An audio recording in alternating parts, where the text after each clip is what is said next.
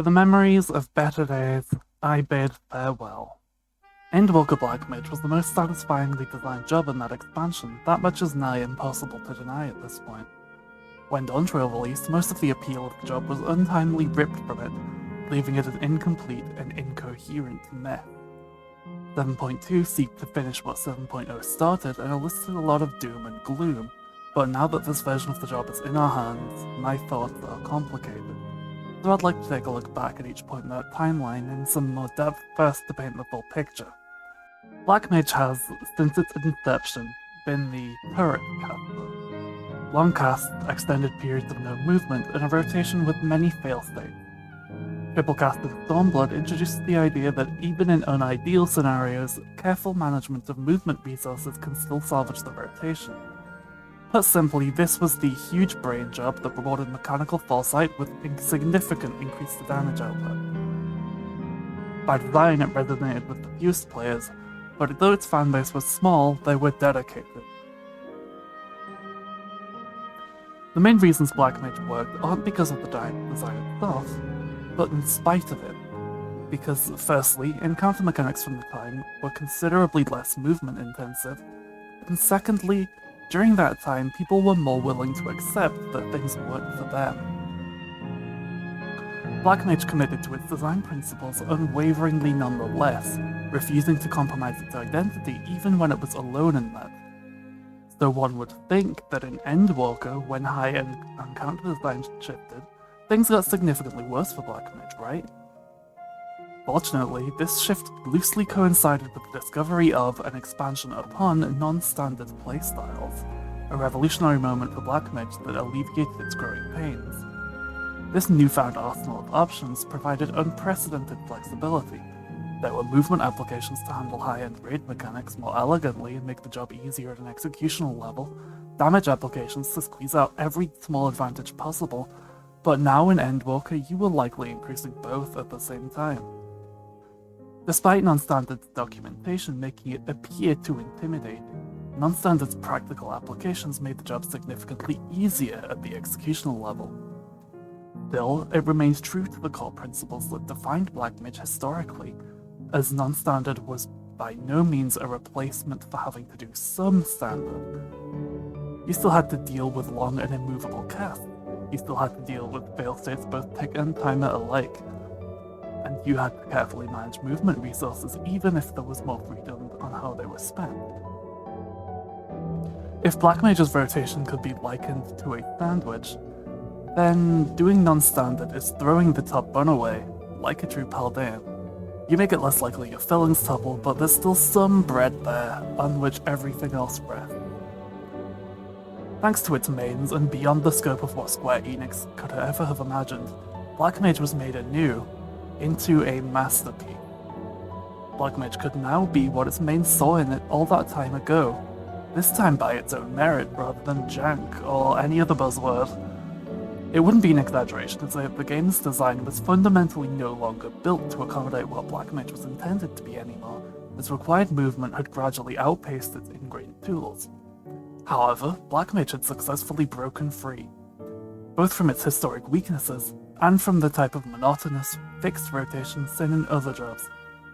As a result, Black Mage was not only a stronger choice numbers-wise, but also deeper and more engaging. Non-standard's immense flexibility left an interesting conundrum for standard Black Mage though, that I like to refer to as the binary of viability. That is to say, a fully standard Black Mage, in all of its monotony and rigidity, is a binary in the sense that it is either capable of doing the fight, or it isn't.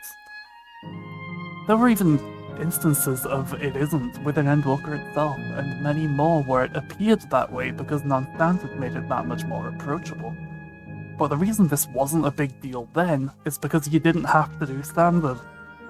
Many a time were we faced with an immovable boulder blocking the train tracks, but why care when you're not a train, you're a dirt bike that could just drive around?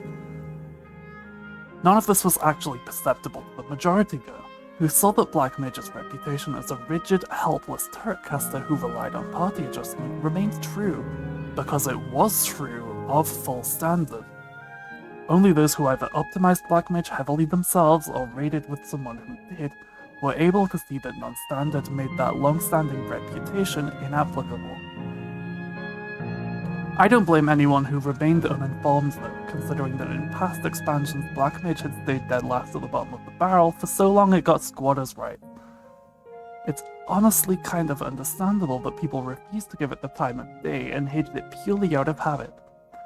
In a sense, non-standard was a red pill, but I digress. My reason for bringing up the binary, even though it was largely inconsequential because of non-standard, is because if Black Mage were ever to lose non-standard and be left with only the standard rotation that is subject to the binary would start to define Black Mage's entire worth. And because that's exactly what happened in 7.0, telegraphed as early as the Dawn Trail job action trailer.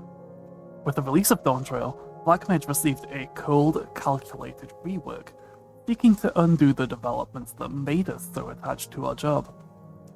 MP recovery now being tied to ice spells instead of MP ticks made skipping weak blizzards unfeasible.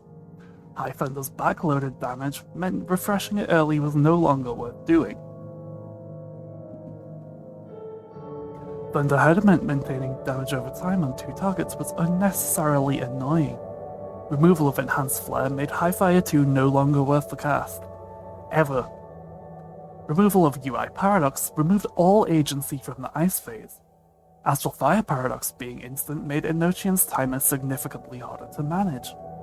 And last, but certainly not least, Flare Start and its associated gauge meant that all Astral Fire phases had to contain 6 Fire Falls or you'd miss out on your new strongest spell.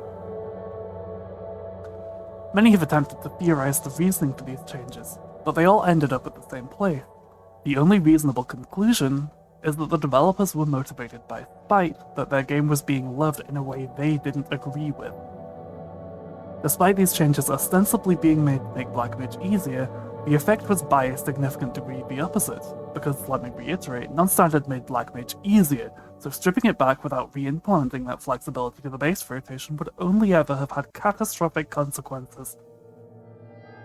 I wish so deeply that I could say, fortunately, that's exactly what happened. But unfortunately, not only was non-standard completely destroyed, movement was overall nerfed and the player had less control of when in the rotation it came up. It would not be an exaggeration to call this a worst-case scenario, and we were now stuck with it for an entire year. As a result, we were set on one of 3 paths. The first possibility was that leaving Black Mage as is with encounter-dependent viability, which would make it a highly risky and hard to justify choice for the player. The second is that Black Mage bottlenecks encounter design, which obviously harms encounter design. The third is that Black Mage gains increased movement and greater control within its base rotation to make up for the loss of non-standard. Going into light heavyweight, we all expected a 1, both the people that left Note wanting a 1, and the people who stayed fully knowing the risks of a 1. It was a 1. But the few stubborn souls that remained getting on just fine might convince some people that we actually got a 2. I kinda see the argument there, but I don't agree myself. Option 2 isn't sustainable though, and I think we all know that. Especially in the current era of the game where encounter designers want as much room as possible to innovate, so to have that room, something had to give. Specifically, the things that gave were Enochian, Firestarter, and Thunderhead no longer having timers, and casts now being shorter than recasts. Movement resources are now a lot more free in the rotation where they are used, which was one point of poor design in the 7.0 and 7.1 iterations. Black Mage now has Endwalker non-standard's freedom and flexibility within its standard rotation, at the cost of historic identity. As things stand, Black Mage is now absolutely the stupid and dumb baby caster for stupid and dumb babies, and there's no argument to be had, as now even Summoner has retained the stance timers and long casts that was so thoroughly purged from Black Mage. But Black Mage doesn't feel worse off for it, and the ceiling isn't totally non-existent.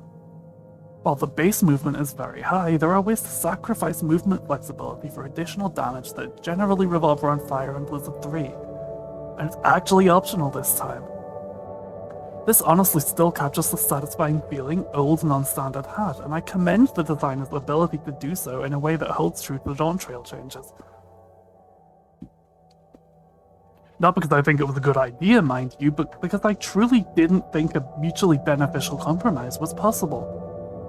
The way I see it, this represents a good faith effort to bring Black Mage back into viability. One that was seriously warranted when you look at the recent fights. I mean, come on, there's no way in hell old Black Mage could have done M5S, or M6 in a ranged spot for that matter. A vocal subsection of players, however, do not regard this with as much optimism. To them it represents finishing the job, so to speak. The last relic of pre-Shadowbringer's job design is now gone, which is effective confirmation that none of it will ever return. If I were to meet these two viewpoints in the middle, I'd liken Black Mage to an Endless. Specifically, 7.2 revived it as one after 7.0 killed it for real. While yes, it now functions, it's a pale mockery of someone that once lived. It lost a lot of intricacy, and it will never reach the same heights again. So, it's debatable whether or not it's truly alive. My personal view, however, well, before these changes I was honestly a head's breadth away from unsubbing, but now, I'm having real fun playing a job again. I intend to keep playing it and praising the game, and I'm absolutely thrilled that I no longer have to be a purely negative presence. That's all for this video though. Thanks for coming with me down this trip on memory lane, and let's hope things stay as good as they are. Feel free to like the video and subscribe to the channel for more 14 stuff, ring the bell or join the Discord for all the future notifications, and behave in the comments. No misinformation, please.